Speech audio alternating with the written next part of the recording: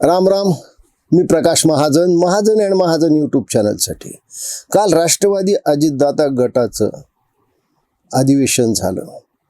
खरं म्हणजे 10 जून त्यांच्या स्थापनेचा दिवस होता, पण त्या दिवशी उपमुख्यमंत्री सुनेत्राताई पवार यांना NDAच्या बैठकीला दिल्लीत हजर राहणं गरजेचं होतं.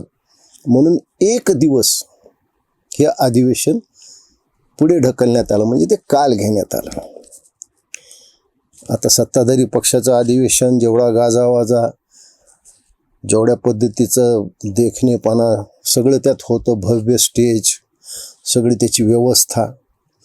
पण अशा अधिवेशनातून कार्यकर्त्यांना काय मिळालं, जनतेसमोर आमचा पक्ष काय करणार आहे हे मांडण्यात आलंच नाही. काय झालं, सगळे तिथं स्टेजवर बसलेले सगळे नटसम्राट, एकाहून एकाची भाषणं, म्हणजे त्यातल्या त्यात भुजबळाचं भाषण तर म्हणजे आनंद असतो ऐकणारा. म्हणजे तो आवाजाचा चढ उतार, ते हावभाव, आणि आपल्या भाषणातून त्यांनी जे काही लोकांना, म्हणजे ठराविक लोकांना शाल जोडे मारण्याचा प्रयत्न केला, तो तर म्हणजे अगदी वाखाण्याजोगाच आहे. आता तटकरे साहेब तरी कसे मागं राहतील, तटकरे साहेब उभं राहिले. मग त्यांनी आपल्या भाषणातून जोडे मारायला सुरुवात केली. मग कुणाला फुटबॉलपटू म्हणाले, कुणाला कबड्डीपटू म्हणाले, काय म्हणाले, म्हणजे अरे याच्यातून जनतेला काय दिलं तुम्ही, समोरच्या बसलेल्या कार्यकर्त्यांना काय संबोधित केलं, की पक्षाचं काय ध्येय धोरण आहे, काय वाटचाल आहे पक्षाची. आणि सगळ्या 2 महत्त्वाची भाषणं तुम्ही ऐकले असतं. त्यात एक भाषण होतं माजी मंत्री आमदार धनंजय मुंडे यांचं. त्यांची व्यथा तर वेगळीच होती.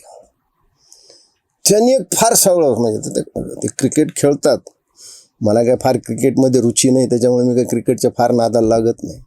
पण त्यांनी सांगितलं की सूर्यकुमार यादवने वर्ल्ड कप जिंकून दिला आणि त्यालाच टीमच्या बाहेर काढलं.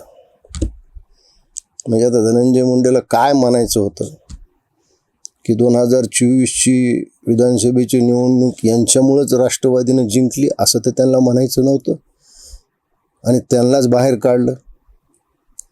धनंजय मुंडे साहेब हे आपल्या पूर्वजन्माचं, पूर्वकृत्याचं संचित आहे. आपण भारतीय जनता पक्षात होतात, गोपीनाथराव मुंडेचे पुतणे होतात.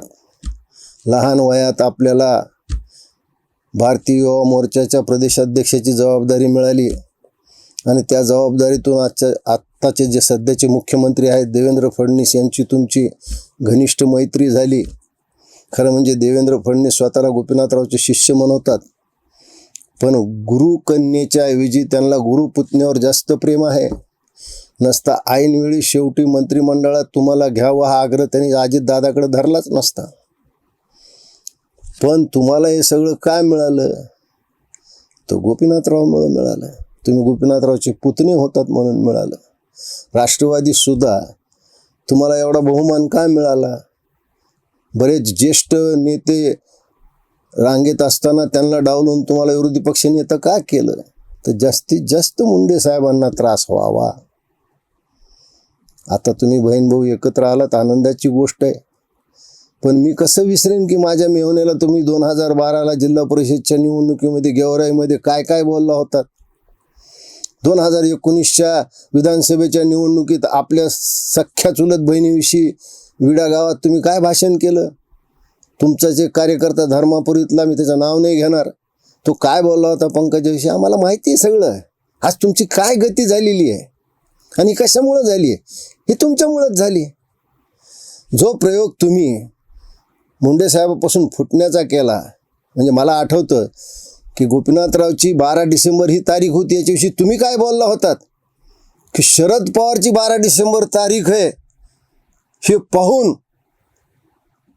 गोपीनाथरावनं 12 डिसेंबर तारीख घेतली. मी धडधड खोटं बोललात तुम्ही. आणि आज काय झालंय तुमचं की आज तुम्ही त्या सगळ्या खेळाच्या बाहेर आहात, अस्वस्थ आहात. जसं पाण्याशिवाय मासा तडफड करतो तशी तुमची तडफड तुम्ही बोलून दाखवली. अहो म्हणले मी 12वा खेळाडू आहे, मला खेळायची संधी कधी देणार. कारण तुमच्या नशिबी 12वा खेळाडू असल्यामुळं खेळणाऱ्या मैदानावर खेळणाऱ्या खेळाडूला पाणी देणं, घाम पुसायला टॉवेल देणं हेच नशिबात आलं तुमच्या. कारण तुमच्या हातून तसे पुण्य कामच झालंय ना. धनंजय मुंडे ही तुमच्यावर वेळ यावी की तुम्हाला जाहीर मानावं लागावं की माझ्याकडं बघा. आणि मग ते उठले आमचे प्रफुल्ल पटेल. त्यांनी काय सांगितलं, रिटायर्ड हार्ड प्लेयर आहेत म्हणले तुम्ही. आता रिटायर्ड हार्ड प्लेयरला खेळायची संधी मिळेलच असं सांगता येत नाही. त्याच्या टीमनं जास्ती दावा करून मॅच जिंकला तर याला खेळायला मिळत नाही. आणि टीम हारणार असेल, फार कमी धावात गुंडाळी गेली असली तर हे हार्ट असल्यामुळे हे काय जाऊन तिथं पराक्रम गाजवणार आहेत. आणि त्याहीपेक्षा रिटायर्ड हार्ट आहेत पण बाद झालेल्या खेळाडूला पुन्हा खेळता येत नाही. जोपर्यंत मनोज जरांगे पाटलाचा धाक राष्ट्रवादीला आहे तोपर्यंत तुमची डाळ शिजायची नाही. धनंजय मुंडे, जे तुम्ही आपल्या चुलत्याच्या बाबतीत ते काही पुण्य काम केलं की त्याचीच फळं तुम्हाला भोगावी लागत आहेत. तुम्ही आज बहीण भाऊ एकत्र आला असलात चांगली गोष्ट आहे. पण मी मेहुणा आहे, माझ्या मेहुण्याला म्हणजे गोपीनाथरावला जो त्रास झाला मी कसा विसरू शकतो. आज तुमची काल ते जी विनोदात का असताना केविलवाणी हाक आहे की मला मंत्री करा, मला तर असं वाटत नाही की नजीकच्या काळात तुम्हाला राष्ट्रवादी ती संधी देईल. तर मी तुम्हाला सांगितलं का संधी देणार नाही, कारण मनोज जरांगे पाटलाची नाराजगी कुणी उडवून घ्या. मला वाटतं तुम्हाला मंत्रिपद मिळवायचंच असेल तर तुमचे जुने स्नेही आणि आत्ताचे मुख्यमंत्रीच तुम्हाला मदत करू शकतील.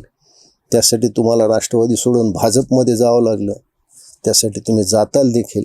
पण एक लक्षात ठेवा, हे जे तुम्ही सगळं भोगतायत त्या गोपीनाथरावला त्रास दिल्याचं परिणाम आहे. देवाची काठीला आवाज नसतो पण ती लागती मात्र जरूर. 11 जूनला पुन्हा एक महत्त्वाची घडामोड या महाराष्ट्रात झाली. म्हणजे अभिजित दिपकेने पुणे विद्यापीठासमोर आंदोलन केलं. आंदोलनाचा मुख्य विषय होता नीट परीक्षेमध्ये झालेला घोटाळा. त्या अगोदर दिपकेने जी पत्रकार परिषद घेतली त्या परिषदेमध्ये 2 व्यक्ती उपस्थित होत्या. दोन्ही व्यक्तीविषयी माझ्या मनात अत्यंत आदर आहे, प्रेम आहे. पण मला वाईट खूप वाटलं. विश्वंभर चौधरी आणि ॲडव्होकेट असीम सरवदे. अहो, आपली व्यक्तिमत्व काय, आपला अभ्यास काय, आपली उंची काय, भलेही तुम्ही मोदी द्वेषाने पछाडलेले असताल पण तुम्ही कुणासोबत बसलाय? इतका मोदी द्वेष की तुम्ही कुणाच्या सोबत आज मंच किंवा पत्रकार परिषद शेअर करायला तयार झालात. विश्वंभर चौधरी, आपण विद्वान आहात, अभ्यासू आहात. आणि असीम सरवदे, आपण सामाजिक कामामध्ये खूप पुढे असतात. विना मोबदला तुम्ही बऱ्याच जणांना काम केलेलं आहे. असं तुमचं असताना तुम्ही त्या अभिजित दिपके सोबत बसावं का? आपल्या तिघांचा एकमेव अजेंडा आहे मोदी द्वेष. कारण जे आंदोलन पुण्यात झालं, मी जसं म्हणलं की त्याची संख्या काय होती याच्यावर मी जात नाही. पुण्यामध्ये पूर आल्यावर, मुळा-मुठा नदीला पूर आल्यावर सुद्धा पूर बघायला 1,500-2 हजार लोक जमा होतात. आपल्या खेडेगावामध्ये साधं JCBचं काम असलं 100-150 लोक गोळा होतात. काल ते 1-2 महाभाग आपल्या लहान मुलाला घेऊन तिथं आले होते की त्याला आंदोलन दाखवायचं होतं काय. मग त्या आंदोलनामध्ये काय होतं? नीटचा प्रश्न, त्याच्यावरच बोला ना तुम्ही. तुम्ही तर राजकारणावर घसरलात. हिंदू मुस्लिम राजकारण इथून पुढे चालणार नाही. सोनम वांगचू, अरे काबाळा एवढी उंची असलेला माणूस कशासाठी तुम्ही तिथं आलात? शिंग मोडून त्या वासरात घुसलात. हिंदू मुस्लिम विषयी काय बोलतो अभिजित तू? तू ज्या महामानवाचं पुस्तक हातात घेऊन आलास ना, त्या डॉक्टर बाबासाहेब आंबेडकर, ते भारतरत्न नाहीत, ते विश्वरत्न आहेत. त्यांनी काय म्हटलं होतं? जोपर्यंत पाकिस्तानमध्ये असलेला एकूण एक हिंदू भारतात येत नाही आणि जोपर्यंत भारतात असलेला एकूण एक मुसलमान पाकिस्तानमध्ये जात नाही तोपर्यंत या फाळणीला काही अर्थ नाही. अरे अभिजित, किमान डॉक्टर बाबासाहेबांचं तरी मुसलमान विषयी, इस्लाम विषयी काय मत होतं ते वाचायचं होतं.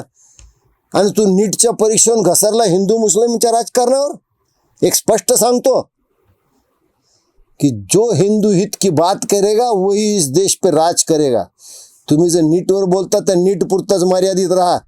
तुम्ही राजकारण करू नका. तुम्हाला सगळ्यांना जुने पक्ष आहेत, कुणी आपचं आहे, कुणी निर्भयचं आहे, कुणी कशाचं आहे.